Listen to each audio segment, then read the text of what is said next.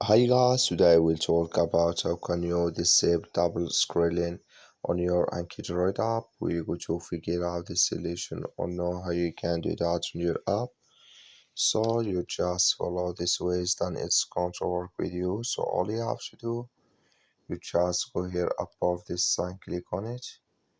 Then it's going to show for you a list like this here. Then all you have to do now. So you just click here on settings. Then it's going to take you to next CPR. Then all you have to do now, you just go down here, come here to advanced, just click on it.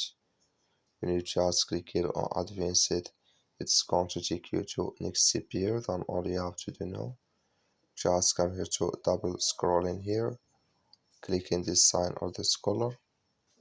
Like you see color, it's gone. That's mean here double scrolling disable with us now. That's all you have to do. Thank you for watching. Don't forget to support us by liking, subscribing.